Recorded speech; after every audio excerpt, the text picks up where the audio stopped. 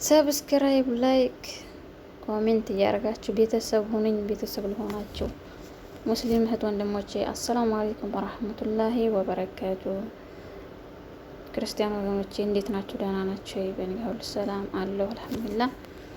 እና ቤተሰብ እየሆናችሁኝ የሆነ ነገር ልንገራችሁ ማለት ነው።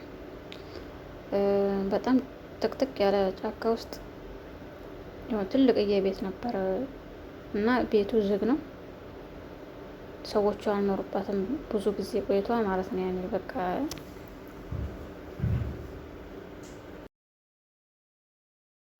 እና ቤቱ ዝግ ስለነበረ ውስጡ የሚኖሩበት ጅኖች ነበሩ።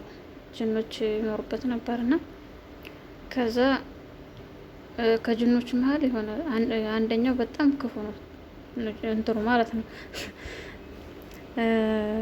ጂኑ። ከዛ ምን ተፈጠረ? ከዛ መሀል ምን ይፈጠራል? ከዛ ከብዙ ጊዜ ቆይታ በኋላ ባለቤቶች ይመጣሉ፣ የቤት ባለቤቶች ማለት ነው።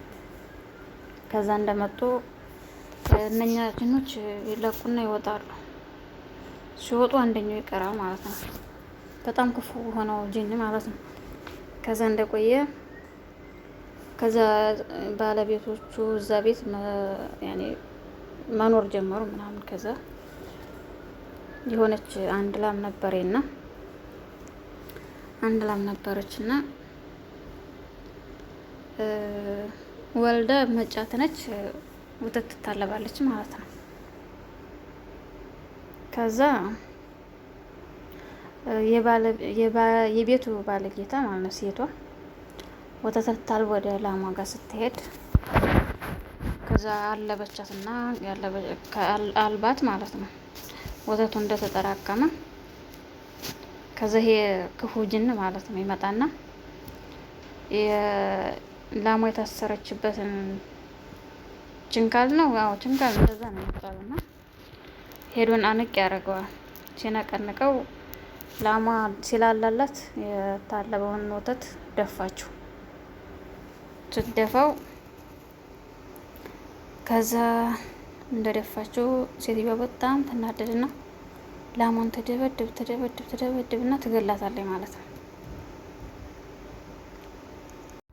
ከዛማ ሴትዮዋ ላሟን ደብድባ ገደለቻት።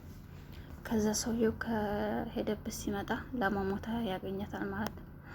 ከዛ ተቆጥቶ ሴትዮዋን ሚስቱን ማለት ነው ድብድብ አድርጎ ሚስቱ ትሞታለች።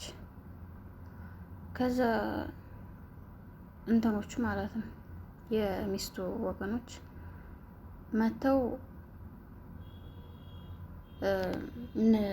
የወንዱን ቤተሰቦች መዋጋት መጋደል ጀመሩ ማለት ነው። ከዛ እየተባባለ እንዳለ ቤተሰቡ ተላለቁ ማለት ነው። እና እንደተላለቁ ከዛ እንደዛ ከሆነ ወዲያ ይሄ ክፉ ጅን ማለት ነው ያው እንደነገርኳችሁ ጅኖቹ አማኝና ምንም ሰው አይነኩም ነበረ፣ ግን ከመሀላቸው ክፉ ስላለ ነው። እና ከዛ ጅን ይወጣል። ያ ክፉ ይሄድና እዛ ከቤተሰቦች ሲደባለቅ ምንድነው እዛ የኖርንበት ቤት ውስጥ ምንድነው እንደዛ የሚሆኑት ሲሉ ጠየቁት፣ የጅን ቤተሰቦች ማለት ነው።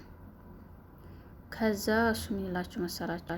እናማ እንደዛ ብለው ሲጠይቁ ቤተሰቦቹ አይ እኔ እንጃ እኔ ችካሉን ብቻ ነው የነቀነቁት አለ ይባላል።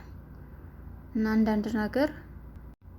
አንዳንድ ነገሮች እንደዚህ እንደቀላል የምናያቸው በጣም ብዙ ነገር ደረጃ ያደርሳሉና የሆነ ነገር ከማድረጋችን በፊት ብናስብበት ይሻላል። ያው እንግዲህ ተወደዳችሁት ላይክ ሸር አድርጉ። ሰላም አለይኩም።